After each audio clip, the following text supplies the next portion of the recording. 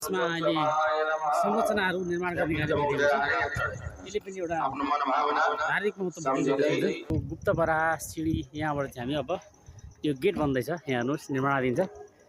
यो गेटबाट चाहिँ हामी अब गुप्त बराह, म पनि यो पहिलोचोटि जाँदैछु, कस्तो छ त गुप्त बराह भनेर जाँदैछु म हेर्नुलाई।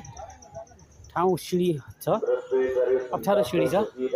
हिँडडुल गर्नलाई अलिक ज्येष्ठ सदस्यहरूलाई, ज्येष्ठ नागरिकहरूलाई, बुबा आमाहरूलाई अप्ठ्यारो हुनसक्छ। सिँढी अत्यन्त अप्ठ्यारो छ। यही गुप्त बराहको सामिप्यबाट सप्तकोशी नदी, जो कोशिकी नदी सुसाएको देख्न सकिन्छ।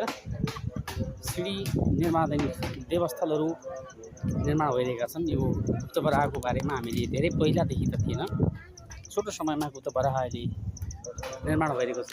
भवनहरू, सिँढी अत्यन्तै राम्रो सिँढी बनाएको छ। यसरी पर देखिएको बराह क्षेत्र, यहाँ बराह क्षेत्रको नजिकै पर्छ यो गुप्त बराह।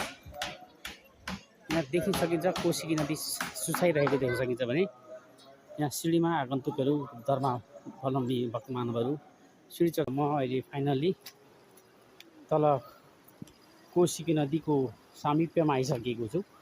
अब हामीले यो गुप्त बराहको सिँढी अब हामी उत्रिसक्यौँ। सिँढी उत्रिसके पश्चात त्यसरी खोलाको नदीको तिरैतिर यस्तो बाटो छ, हेर्नुहोस्। भगवान् जहिले पनि अप्ठ्यारो ठाउँमा बसेका भन्छन्, त्यही भएर होला। अनि यो त बाटो त अनि अप्ठ्यारो पर्छ त नि, होइन आएको थिएन। अब यो हजुरआमा जानुभएको छ, भरे के भयो भने त लड्नु भयो भने त होइन भनेर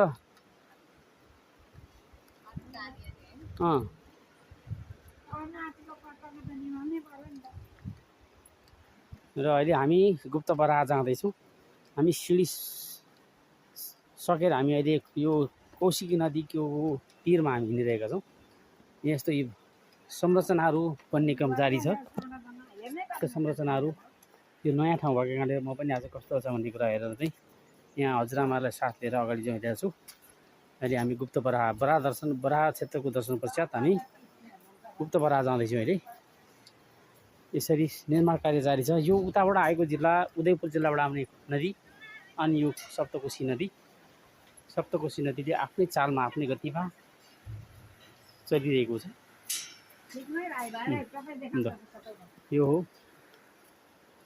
गुप्त बराह जाने ठाउँ। अत्यन्त अप्ठ्यारो छ, अहिले भर्खर निर्माणाधीन भएको कारणले गर्दा प्रायः भगवान् अप्ठ्यारै ठाउँमा हुँदो रहेछ।